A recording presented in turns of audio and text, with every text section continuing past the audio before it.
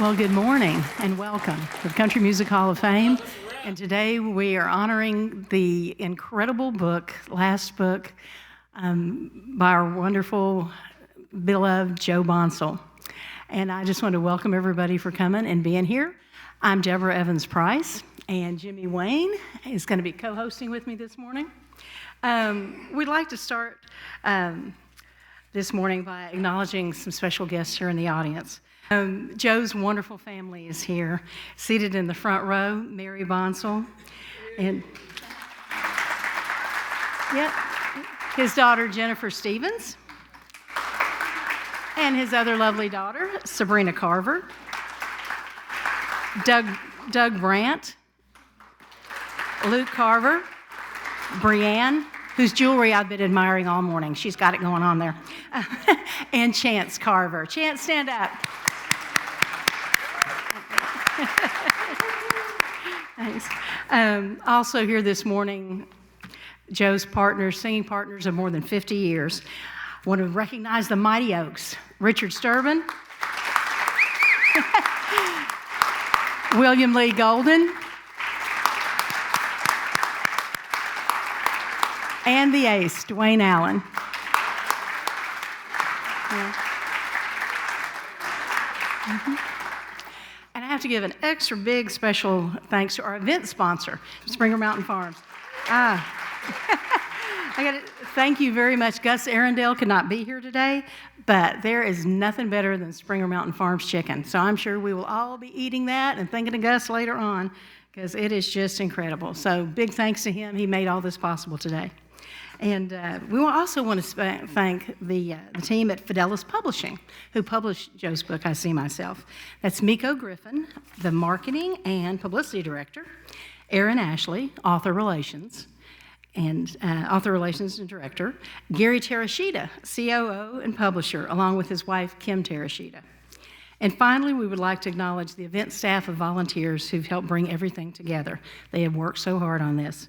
John Meir, Brandon Wood, Scott Sexton, and Jeremy Westby with 2911 PR, Debbie Scroggins, and Kathy Harris. And we'd also like to acknowledge some friends in the audience, Brooke Aldridge, best-selling author Ken Abraham, Larry and Rudy Gatlin are here, T. Graham Brown, John Barry, and please forgive me if there is somebody I've left out. I am blinded by the light. But we want to thank everybody for being here. And a very special thanks. Thanks. Yeah. And a very special thanks, of course, to the Country Music Hall of Fame staff for providing this beautiful theater. Joe loved the Hall of Fame and was honored to be inducted along with his singing partners, the Oaks, in 2015. Now, for the best way to start any event, any day, anything, is with a prayer. So I'd like to welcome Chad and James Hampton. They're pastors, producers, co-hosts of the outdoor reality TV show Twin Factor. I wonder where they got that name. It airs on Dish and DirecTV. They travel across the United States speaking at conferences, game dinners, wild game dinners, that kind of sounds fun, men's, youth, and ministry events, business events, and along with a lot of preaching in churches. Please welcome Chad and James Hampton. Good morning and welcome. Thank you, Kathy and Debbie, for the honor of being invited to be a part of such a special event. Let's pray together. Heavenly Father, we thank you for this blessing and opportunity to gather together for this special event. Thank you, Lord, that there's been so many people that have been impacted already by Joe's life in music, in writings and ministry. And I pray and thank you that as this book is released, that it will continue to impact people's lives, to touch people's hearts, and inspire us and everyone to live a life in a closer relationship with you, Father. We pray your blessings and favor on this book, and we thank you that your Holy Spirit is present with us today. It's in Jesus' name we pray. Amen.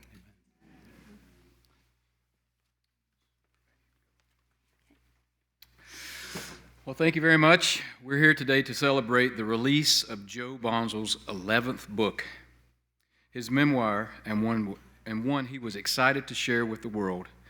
He finished the manuscript in the first quarter of this year. I See Myself, Musings and Memories of a Blessed Life, releases tomorrow, November 13th, and is available in hardcover, ebook, and audiobook anywhere books are sold. If it's not there today, it will soon be available in the Country Music Hall of Fame gift shop. In I See Myself, Joe reflects on the contrast and the crossroads of his life, from growing up in the inner city of Philadelphia to sitting on the front porch of his log home in rural Tennessee, from hanging with a street gang in his teens to surrendering to Christ at a youth camp, from working as a short order cook to headlining sold-out arenas, and from running across the stage each night to being sidelined by a neuromuscular disorder that stole his mobility. Despite the changing circumstances of Joe's life, two things never, ever, ever, ever changed: his unwavering faith in God and his ability to inspire others.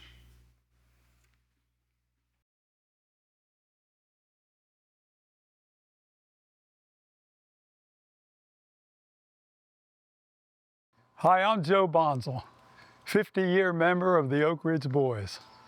And I want to thank everybody for being here tonight. I hope I'm there. I'm filming this in the spring at my home in Hendersonville. I hope I'm there. Joe, you there? Hey. But if I'm not, I'm here right now. I made it to 71 years old without one issue. Health-wise, I was strong. God's been real good to me, just like He has our whole group. The last several years have been a little more of a challenge. I've had this neurological muscular disorder that took me down and made me have to retire. But the boys are still out there singing on the farewell tour.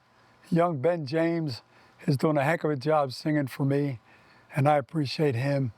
And my partners, Richard Sturban, William Lee Golden, Dwayne Allen. We've been blessed way beyond our dreams, way beyond our imaginings. And that's thanks to you guys out there.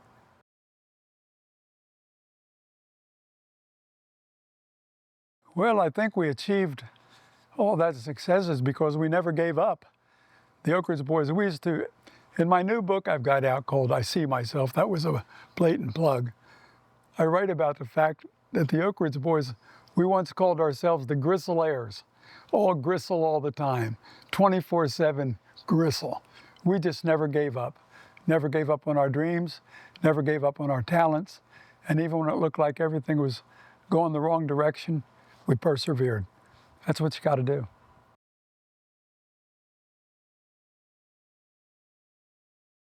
Well, I had a lot of mentors. In fact, in my new book, I See Myself, I dedicate it to those who stood at the crossroads, and they are many. And I start with my mother, Nana Clark. I got a whole chapter on Nana Clark in my book. Wonderful old woman who rented a room from us and helped raise me. When I was younger, my mom and dad were both working. People like Robert Hamilton, my choir director in high school. People like the veterinarian I worked for, Dr. Rude. I write about all these people and I see myself. People who were good, fundamental Christian people, hard-working people, who were good people, who when I needed something in my life, they were there for me. And I got to tell you, I have to say Dwayne Allen. Dwayne Allen's been one of those that have stood at the crossroads all of this time for me. He's still there.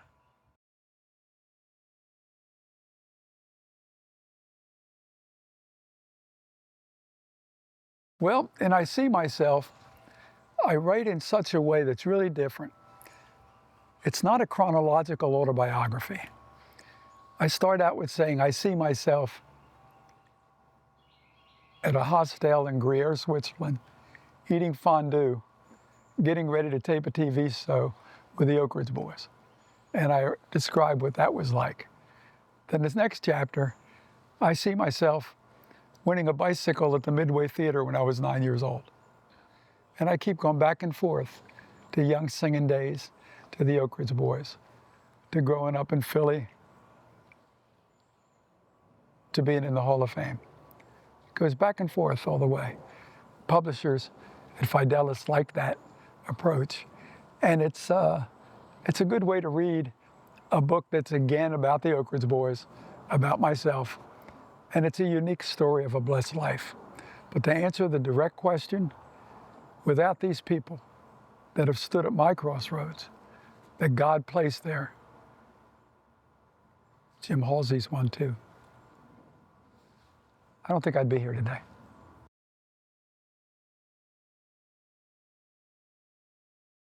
People have wanted me to write a book like this for a long time.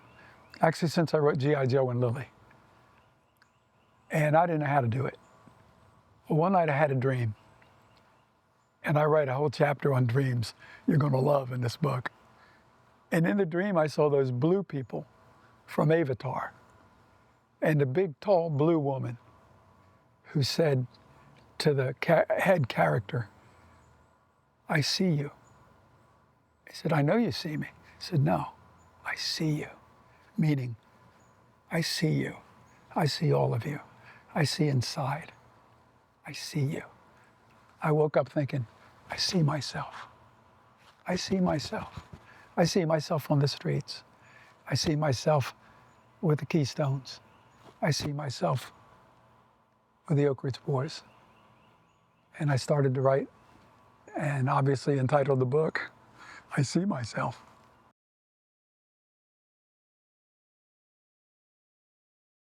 Well, people have urged me to write a follow-up. I always thought there was enough of Joey, who wrote that book in a third person. I thought there was enough of Joey in that book. And then there was enough of Joe Bonsall in On the Road with the Oak Ridge Boys. But then I knew there was a lot I've never told, and a lot of Oak Ridge Boys stories I've never told. So I kind of put all that together, and I see myself. And I think it made it different.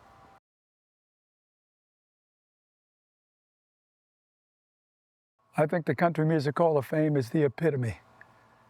It's Cooperstown, man. It's Akron. It's Cleveland. It's rock and roll. It's football. It's baseball. It's saying, you're among the best there is. And to say that to us, how much can that mean in your heart? To see your picture up there, or see yourself in bronze on the wall with Elvis, Kenny Rogers, and Dolly Parton, the Sons of the Pioneers, Merle Haggard, George Jones, Statler Brothers, the Oak Ridge Boys. Wow, that's like a dream come true.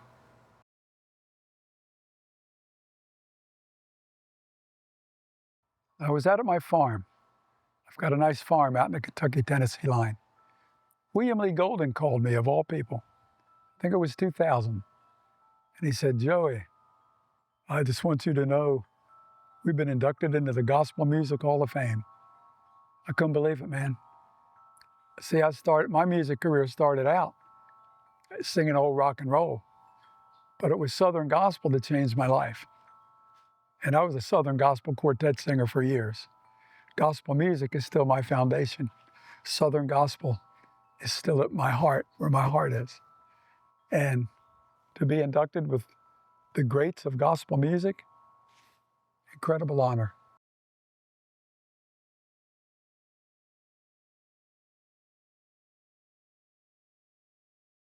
You know, it's funny, in my book, I see myself. That's a blatant book plug. I write a whole chapter about Christmas and why Christmas means so much to me, why the Christmas tours meant so much. I had a goal. Last August, I was really starting to go down, and it was getting harder and harder to walk. And I made some goals for myself. First of all, to make the Kentucky State Fair. 49th Kentucky State Fair, got to be there. Made it. And I was still singing okay. I could get the tone way above this kind of hoarseness thing. And then my goal was to get through the fall schedule. It was enormous. If I could get through the fall schedule, put together a good Christmas show, get it rehearsed, maybe get that far. All this time, counseling and meeting with Ben James, young man with a lot of talent. I made him learn all the Christmas stuff in case I couldn't make it. And he had it all down. We were filming the Elvira video for It's Only Natural. And I had a long talk with Ben. I said, Ben, if I can't make it any further, I need you to do it. And he started crying. And he said, I want you to do it. So that's how much love I have for that kid.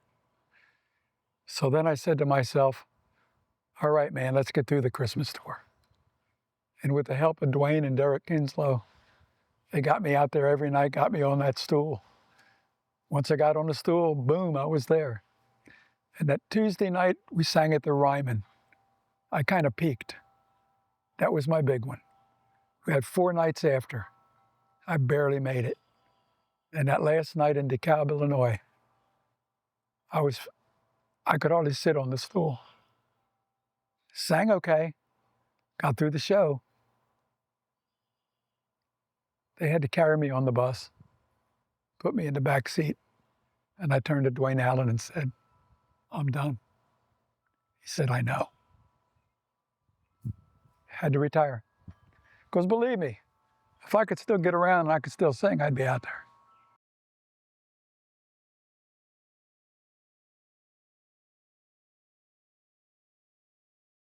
You know what, I'll be honest with you. It's like I died, but I didn't. You know how when people die, they get to hear from everybody? And oh, he was this, he was that. I just retired from the road with an issue, a health issue, and I've heard from everybody I know, people in a business, friends I grew up with, family members, everybody. And the love and prayers that I still receive constantly, every day, has just been amazing to me.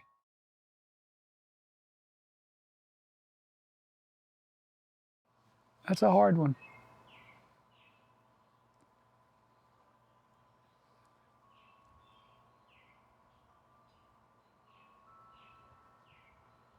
I can do all things through Christ who strengthens me.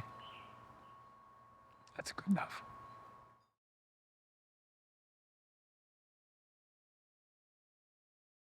I don't miss it like you might think. It's like my farm. The farm don't mean quite as much to me as it did because I can't jump in my truck, drive out there, open the gate, drive into the holler, open the barn, get on the tractor and go. I can't even get in my truck and drive. So 25 years of owning that farm, does it mean as much? Probably not. Singing on stage, I can't do it like Joe Bonsall ain't been able to for a long time. This thing's been coming on for almost 5 years. Slow onset, thank God. I sang a whole year out there in a brace that nobody knew about. I sang another year with a brace and a cane. And then it started going, went to a walker. Now it's wheelchairs. So, being I can't do it like Joe Bonsall, it don't mean as much. So I'm happy to hand the reins over to a young man that can do it.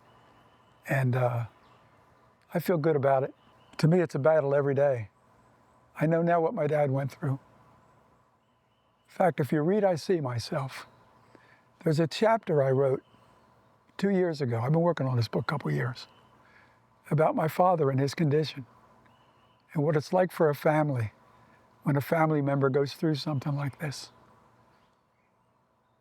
Ironically, reading that part I wrote 2 years ago now applies to me and my family, and I didn't even realize it.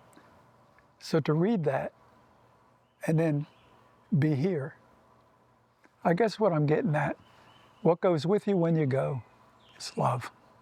What's important is God and your family. People that have shown me all the love that you've talked about earlier. I think when you go, that's what you take with you. I won't take with me singing with the Oak Ridge Boys for 50 years.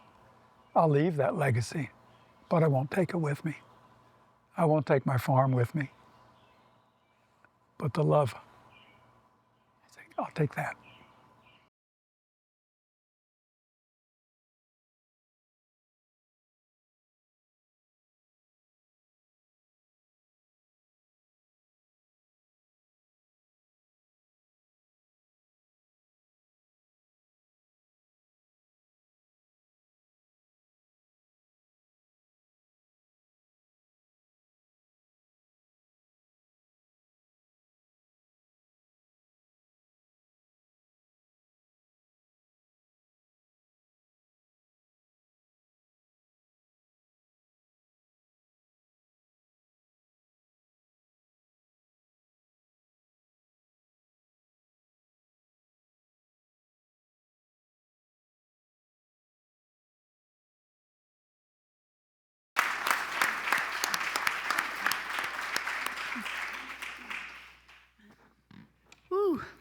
kind of hard to follow that.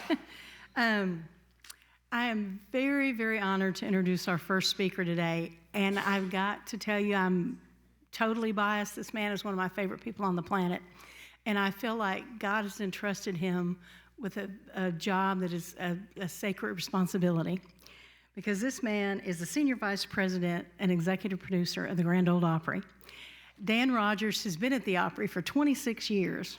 He started there, worked his way up, and now he is responsible for, oh my gosh, a record-breaking number of new country artist debuts and more diverse representation in the Opry. Like, if you've been out there or if you've listened to it recently, you know it's just become a place that not only honors the traditions that we all love and respect and, celebrates the artists that have been there, like Jeannie Seely, over 50 years, but the Opry under Dan also encourages, welcomes all these talented newcomers from a diversity of genres that honor the Opry and are happy to stand in that circle. So without further ado, Dan, I could talk about you all day. Please welcome Opry Dan Rogers. Too kind.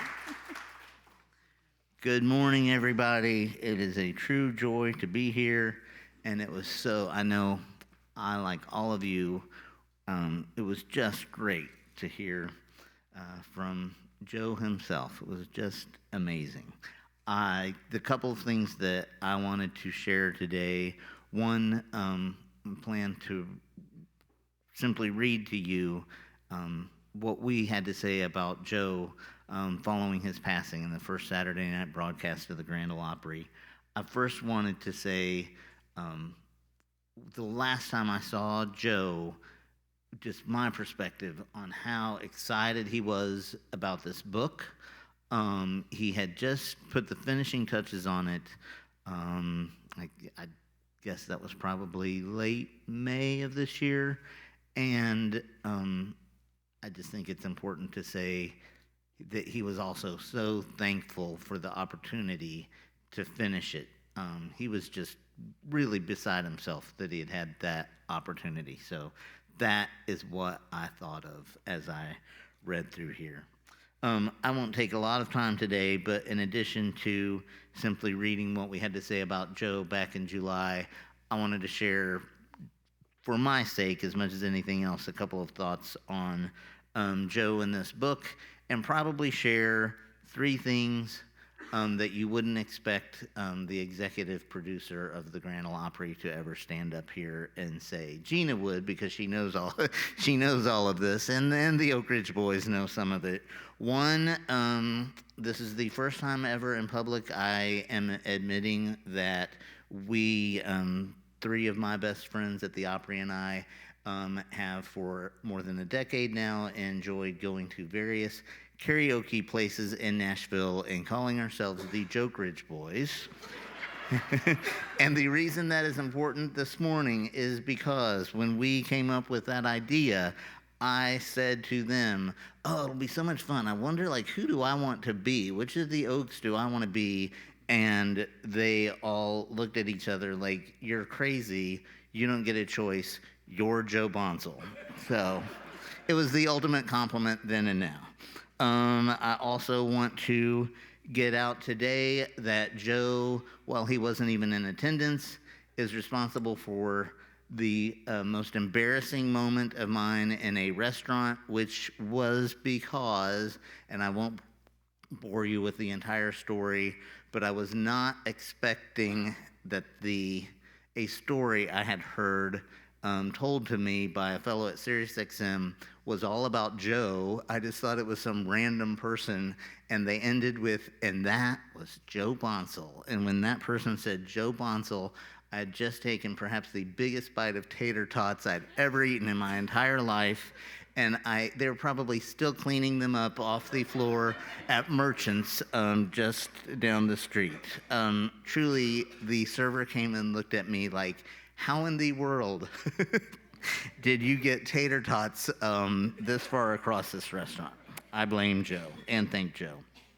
And last, I will say that Joe sent some of my all-time favorite texts ever And for a low fee, I will share just a few of them with you if you're ever interested. And if you want to know the worst theater restrooms across the country and truck stop restrooms, I have photos sent by Joe. Finally today, I will, it's short, but I'll read the highlights of what the Opry had to say about our beloved Joe last July. Everyone associated with the Opry loved Joe. Everyone, including fans listening around the world, the audience in the pews, the staff backstage, and Joe's fellow artists. First, talking about the fans listening to Joe. Anytime they tuned into the Opry on a night Joe and his fellow Oaks were on, they were in for a musical treat. Next, Joe was also loved by the fans who were fortunate enough to be entertained by him in person at the Opry. There was really nothing like watching Joe set sail out onto the Opry stage with that huge smile on his face and take command of this Opry house. Night after night, Joe knocked it out of the park on the Opry stage and was so incredibly entertaining. One night, I was standing on the side of the stage watching Joe entertain his Opry crowd, and it occurred to me that Joe might be the Opry artist most in need of not a radio host to introduce him, but rather a play-by-play announcer to keep track of those tuned in of his onstage antics. Most nights it might go something like this. There's Joe Bonsall taking his place stage right. Wait, he's running to stage left. No, wait, he's running back to stage right. Now he just high-fived Dwayne Allen. He's shaking hands with fans in the audience. Now he's back to stage right, and now wait, could it be? It is. Joe's doing jumping jacks between the verses to Bobby Sue. What a performer. A third group of people who loved Joe here at the Opry was our staff. Joe treated us like family because we were. When Joe was in the house, the audience was in for a great show, and staff members backstage were in for a night of stories, laughter, and being told we were loved and appreciated. The feeling was 100% mutual. Joe, of course, was also loved by his fellow artists, as we see today, and I concluded that night by saying that the night after Joe's passing, Vince Gill stood and sang, "Go Rest High on That Mountain," and it occurred to me that night as Vince was singing, especially when Vince sang his line about go to heaven shouting love for the Father and the Son, that probably no one ever left this earth shouting and singing the way Joe Bonsall did, smiling, and everything that Joe probably had to say upon his entrance to the pearly gates, I think, is found in his book, which again, he was so proud of and thankful for the opportunity to write.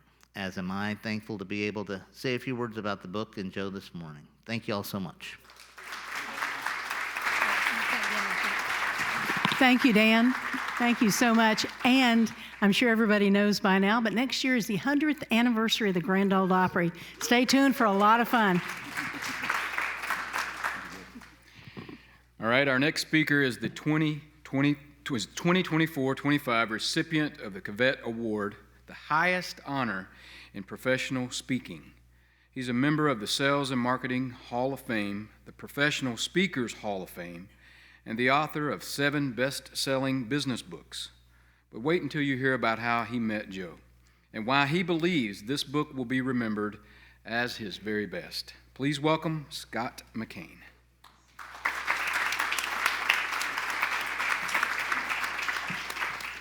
I was a 17-year-old country music disc jockey in Scottsburg, Indiana at WMPI Radio, literally Wimpy Radio.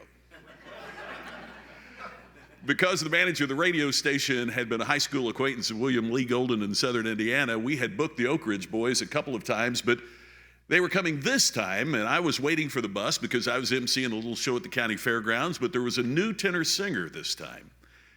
And when Joe Bonsall got off the bus, it began a 50-year friendship.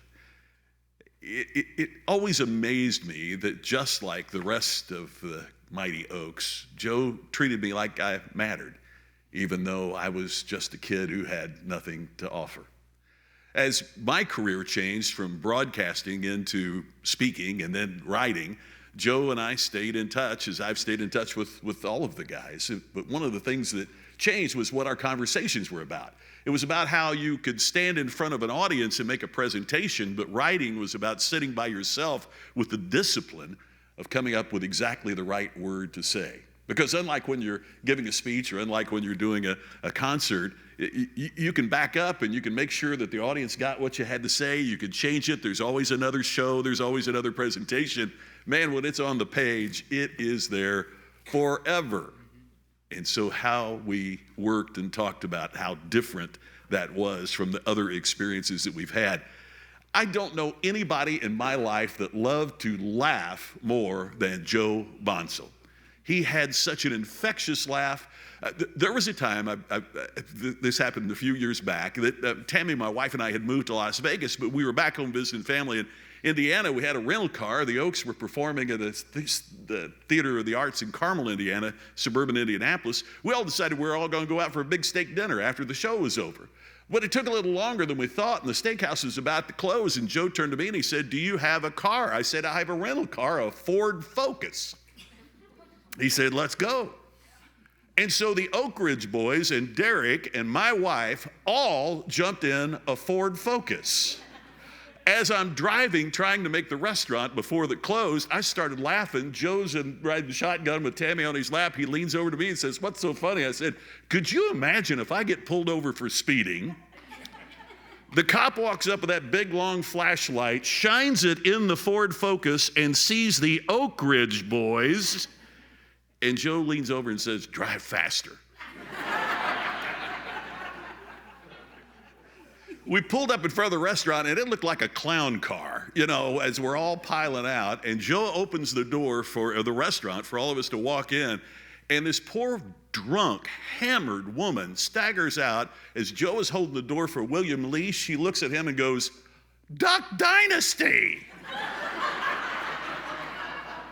And William Lee said, "We appreciate you watching, ma'am. Thanks for your..." And Derek and Joe and I bent over laughing our heads off. He loved to laugh. I would share the books I was writing with Joe, and he was kind enough to write some good words about them that I used in the books, and Joe sent the work that he was doing. And when Joe sent the manuscript for this, and we had a phone call about it before, he told me some of the things that you heard in the video. But after I'd had a chance to read it, then I talked to Joe again, and I said, "Joe, this is the best thing you've ever written." And I think he thought I was just kind of blowing smoke and trying to be a nice guy. And I said, the difference with this is not only can you see Joe and I see myself, but the lessons from that help each of us see ourselves a little deeper, a little more significantly. It makes the moments of our life have more meaning. So what's so great about I See Myself is not only the chance to learn and discover about Joe, but it'll also help us learn something about ourselves. I've still got it on my phone. I'll never erase it. It's the last conversation I had with Joe, and he ended the conversation as I'm sure he has with you in the past if you've talked with him on the phone. And every conversation ended with, "Love you, brother." And that's what we're doing here today. We love you, brother. It's a great book.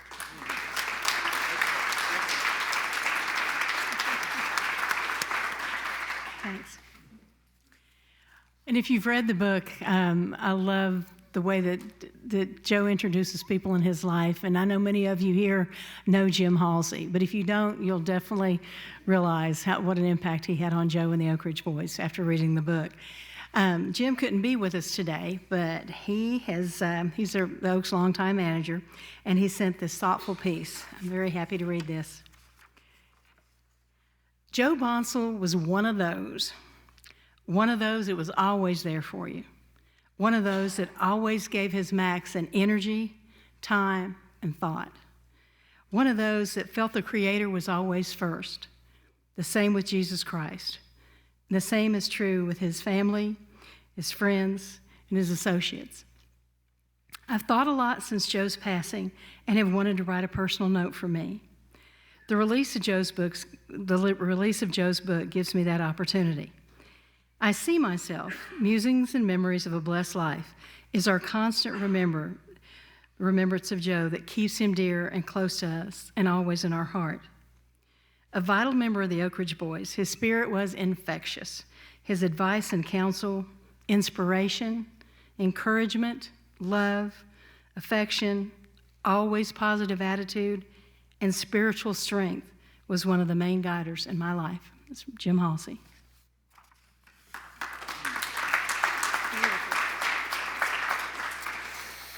Our final speaker, Peter Rosenberger, has served as his wife Gracie's caregiver for 4 decades. He hosts the nationally syndicated radio program, Hope for the Caregiver, and his most recent book is entitled A Minute for Caregivers, When Every Day Feels Like Monday. Peter and Joe's longtime friendship was forged through the common bond of their love for God and family. Please welcome to the stage Peter Rosenberger.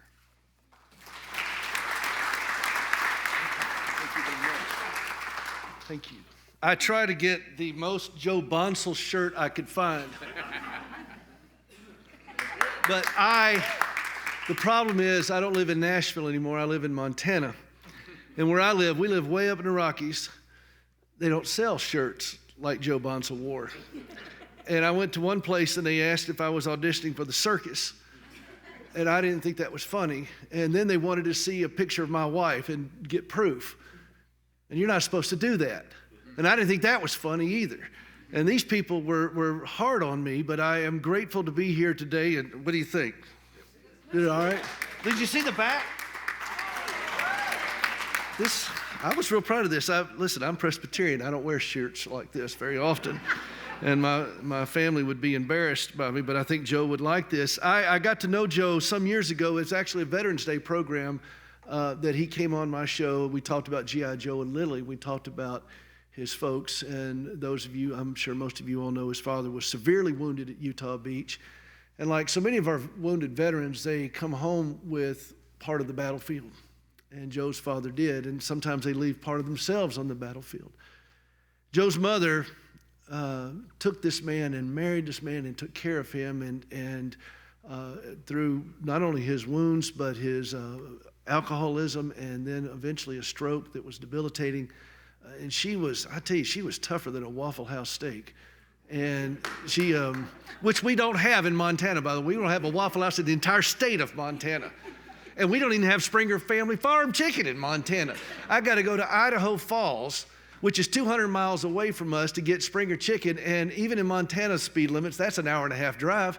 And so I got a distribution opportunity for Gus, because we got beef in Montana, but they need a little bit of yard bird out there. And they still think that barbecue is a verb. And God love them. But Joe and I got to be friends through this process, and he was, like you said, he was such an encourager to me as a writer. And I would send him things. I write a lot for Fox and AARP and Guideposts and things, and I would send him things. What do you think? What do you think? And he was so encouraging. And he put his shoulder to the wheel for people that I didn't earn anything from Joe. I didn't bring anything to Joe. I was just some radio guy, and I got a face for radio and a voice for print. And he was there, and when my book came out, Joe put his name on it. And he helped me push this book out because he understood how difficult the life of a caregiver is. He lived it. He and his family lived it. And he watched his mother. And I love this book. I love the idea of this book. It was extraordinary to see him take us into these places. And he pulls open his heart to let you see it. And you're going to love this book. You're going to cry. You're going to laugh. You're going to be astounded. Do you remember that movie where that couple was lost at sea? They made? That was almost Joe and Mary. What were y'all thinking? I mean, it was crazy. And I was like, really? And then it's worth the price of the book alone to read about Joe and the mob. I kid you not. You're reading a nice book about the Oak Ridge Boys, and all of a sudden you got this, Mr. Bonsall, we hear you're some kind of singer. We got an opportunity. It's a little thing. It's not very significant at all. It's hardly worth mentioning. Bada bing, bada boom. And I'm thinking, are you kidding me that he did this? What a life this man has lived. And it's an extraordinary life. And you're going to want to share this book with folks. This month is National Caregiver Awareness Month. And this month is also a month of gratitude that we think about this for Thanksgiving. You're going to see gratitude from the first to the last page. Every time I talk with Joe, every text, it's like you said, love your brother. He would have that. And he was always appreciative, just very grateful man. And I was really struck by that. I got to say something I'm a little ashamed of. I posted a picture of cats because of Joe. We had 2 barn cats. Well, one of them's gone now. A mountain lion got it. And no kidding, we live in Montana, y'all. And I'm not proud of this. I put a hashtag Catterday on it. I'm ashamed of that. But that's Joe's fault. He made me post a picture of a cat. And he's got cats in this book. The man loved cats. I don't understand that. And cats, to my knowledge, are not sanctified animals. I didn't know. But he loved cats. And this book is everything Joe. It is his best book. I love G.I. Joe and Lily, and I love being on the tour bus with you guys. But this book is something really special. Read it slowly. Read it slowly. Enjoy it. Laugh. And if you'll indulge me for just a moment, Jennifer and Sabrina, I lost my father 2 months ago. That's a hole that you cannot fill this side of heaven. But my father wrote back in, when he was in his late 50s. And I'm only 25. Caregiving is hard on you. I'm Chinese, but it's a hard world. But he wrote, he echoed Billy Graham when he said, one day you're going to hear that I'm dead. Don't believe it. I'm more alive than ever. I can pray for you more than ever. And if you listen real close, you're going to hear me laugh and maybe even sing. And we read that at his service. And I really thought about that. In the book of Hebrews, it says that we're surrounded by this great cloud of witnesses. They're cheering us on. My dad is part of that crowd, and so is Joe. So is Nora Lee. Rusty. We got so many in this room. Jack. And they're all cheering us on. We're going to see them, but we got work to do. When you read this book, you listen real close, and you're going to hear him laugh, and you're going to hear that tenor voice. Thank you for letting me be a part of this today. I'm very grateful. Now, I'd like to welcome our very special guest today. Oh my gosh, I could stand up here and talk all week about the Oak Ridge Boys, members of the Country Music Hall of Fame, the Gospel Music Hall of Fame. So many awards, so many accolades over the years, so many people's hearts who've been touched, so many songs that are part of the fabric of our life. I am just so honored to welcome to the stage William Lee Golden, Dwayne Allen, Richard Sturban, the Oak Ridge Boys.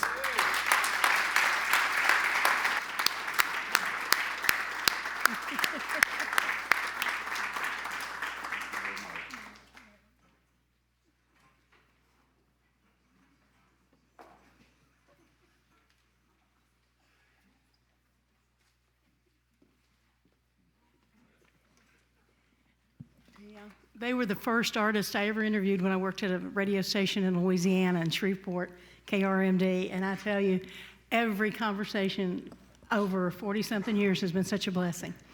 But, well, today we're here, obviously, to talk about this incredible book.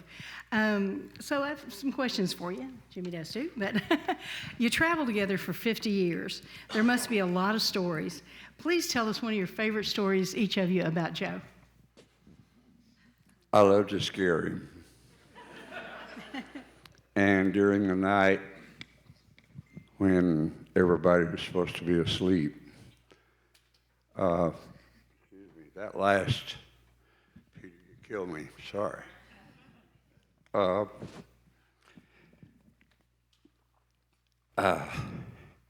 Joe would get up to go use the bathroom. Now, I'm on the lower bed on this side, and Joe is on the top bed on this side. So I'd hear him jump down. So I pull back my curtain once I hear the door shut, and then he would go up front, go to the bathroom. In the middle of the night, everything's quiet back there. And so I would slip out of my bed, shut the curtain, get up into his bed, go all the way to the foot of the bed, and get as little Jimmy Dickens, and pull his curtain back further than you could see me. And so he would come back half asleep, just getting through using the bathroom, and climb up into his bed and shut the curtain and then start lengthening his legs out. But when he would lengthen them out, I would come right at it, like that. He would just come unglued. That's one of many things. Many times I would be laying in the door that goes down the hall where our beds are located. He would come out of the bathroom, open the door, and if you lay with your head this way and your legs this way, they can't tell who you are. I mean, in the dark especially. And he would look, oh my God. And just, he would get me back many different ways, but the remote control spider that lit up in the middle of the night that suddenly jumped out of his little bag up front on top of his bed after he went to bed, I think that was probably the best one. And I could remote control it from over in my bed. It was endless. I loved to play with him. He was my favorite person for that.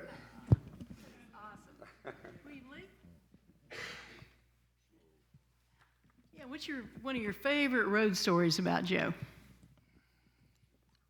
Well, there's a lot of them actually, but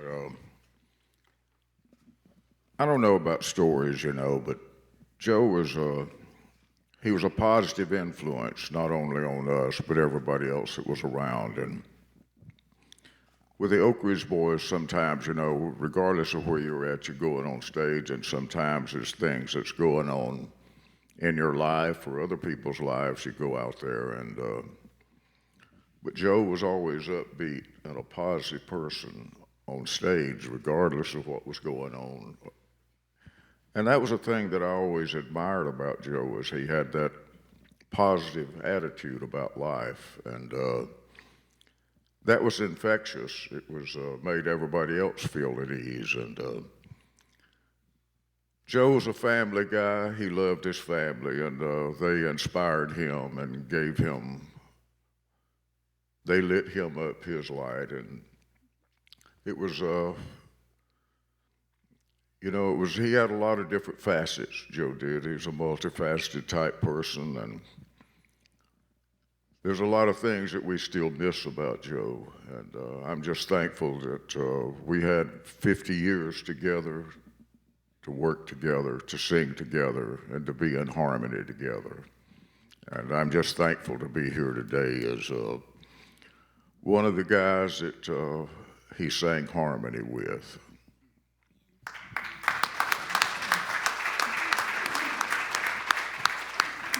And Joe could interpret a song, like no one else too. And it's just like the song Elvira that was playing earlier here today. That was it was Joe and Richard that really took that song. The song had been released 2 or 3 times, I know. Dallas Fraser had the song. He had it out as a single. I know Kenny Rogers in the first edition recorded it on Something's Burning album, I think. And Charlie Rich had it on the Behind Closed Doors album. But when Ron Chancey brought that to the studio, and he wanted Joe to sing the lead on it, and then he wanted to make ours different. He wanted Richard to do the Papa Mau Maus, and it was Ron Chancey's idea to change it up that way. But it was a song that, like I said, it had been out for a while.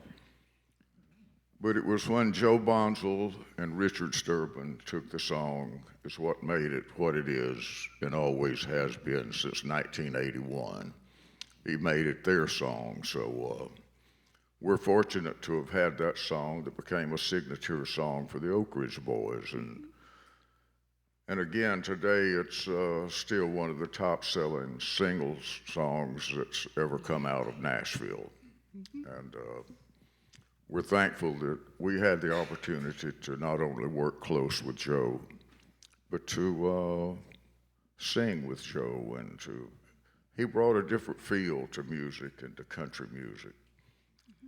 He has a raw rock feel to his voice, and that fit perfect with the Oak Ridge Boys and the strong harmonies that we always had. And anyhow, I'm just thankful today that we all had that time together. That's some of my most treasured and cherished memories in life, is the times that we all spent together as a four-part harmony group, the Oak Ridge Boys.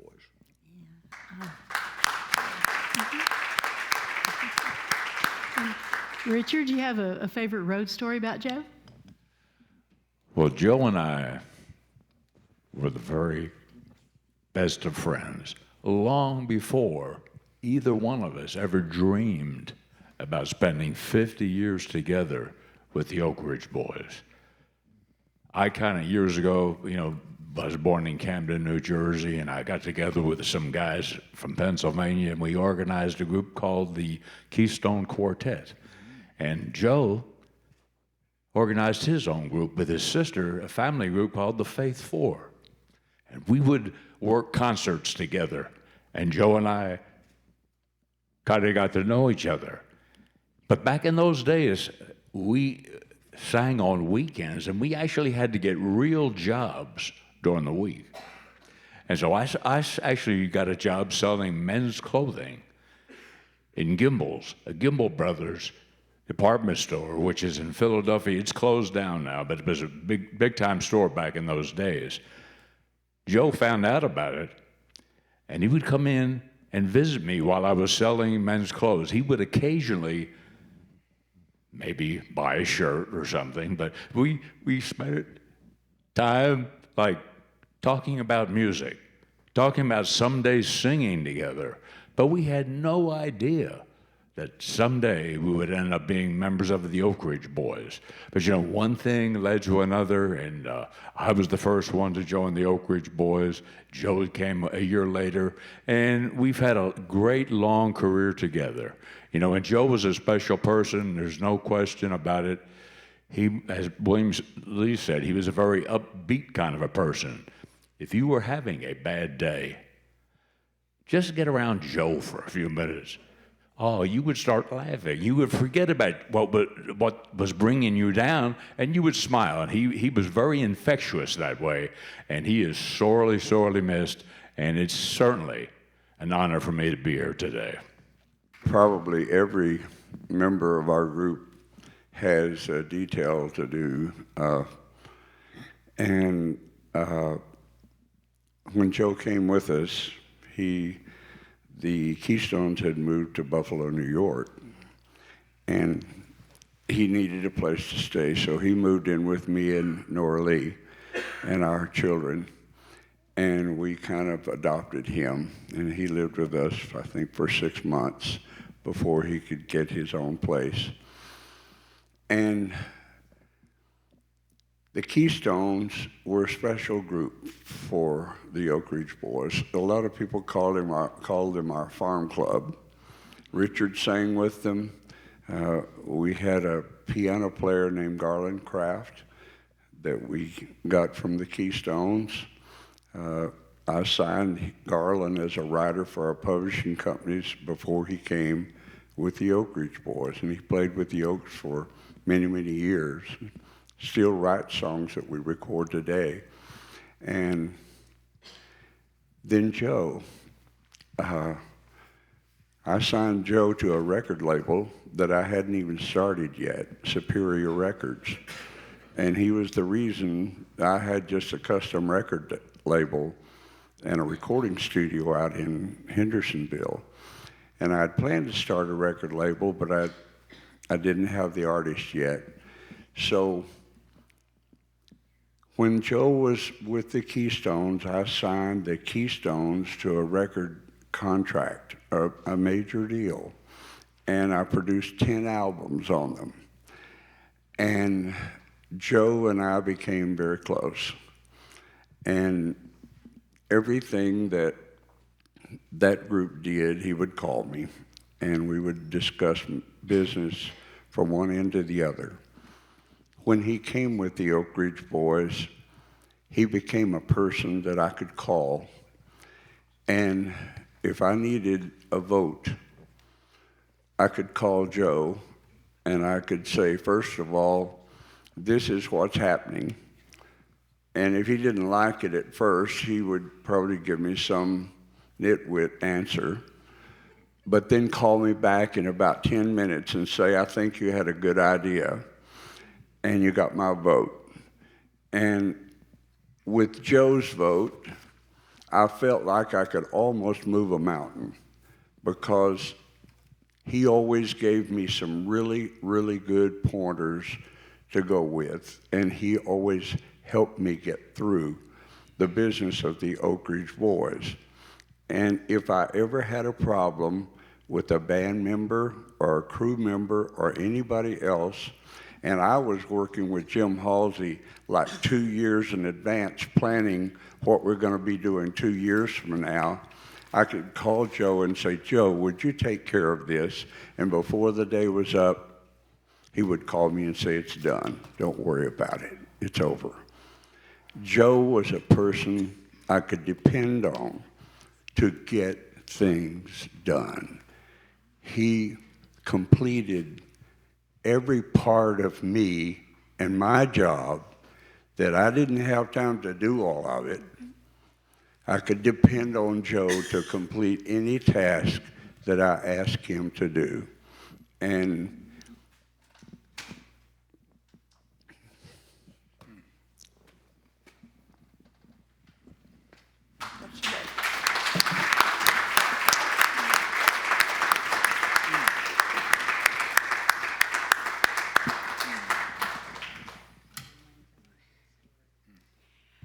Ladies and gentlemen, we'd like to thank you all very much for being here today.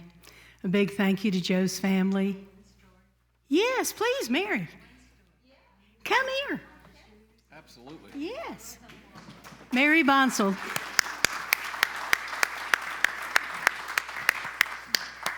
As Dwayne mentioned, they were quite pranksters on the bus. Pranksters everywhere, actually.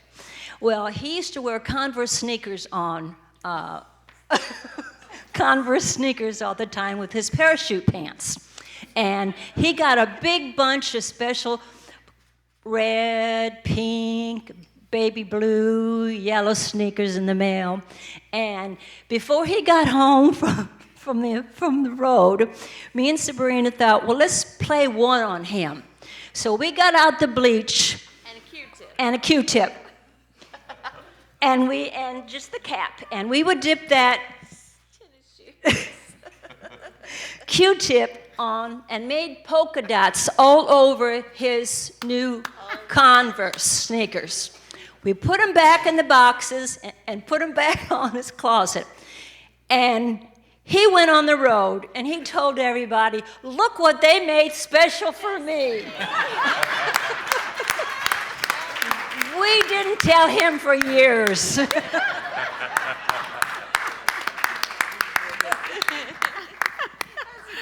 Oh, I love that, Mary. Thanks for sharing. Oh my gosh, that was great. Thank you so much. Like I said, we want to thank Joe's family. Thank you so much for being here. Thank you to the mighty Oak Ridge boys, William Lee, Dwayne, and Richard. Big thanks to our speakers today, Dan Rogers, and Gina Keltner over there with him from the Opry too. Thank you. Scott McCain, Peter Rosenberger. I was moved by everything that y'all said. Thank you so much for honoring Joe the way that you have today. It was beautiful. And special thanks, of course, to our sponsor, Gus Arundel and Springer Mountain Farms. You made all this possible, Gus. And here's hoping you can get some chicken in Montana. It's just so good. Yes. We'll have to work on that, Peter. And as a reminder, I See Myself, Musings and Memories of a Blessed Life is available from Fidelis Publishing, wherever books are sold. It'll be here in the Hall of Fame, and I mean, everywhere that you can get a book. I've already pre-ordered through Amazon. I know what a lot of people are getting for Christmas from me this year, because it is such an incredible book. I just, as you said, all the stories and the people from his life that I felt like I knew his mother so much, even though I'd read G.I. Joe and Lily. I felt like I knew his parents so much more after reading this book. It's just, everyone, you'll love it. It's incredible if you haven't read it yet. Thanks to everyone for being here today. I'm honored. I'm very honored to be here, and thank you for asking me. And special thanks to Miss Price here.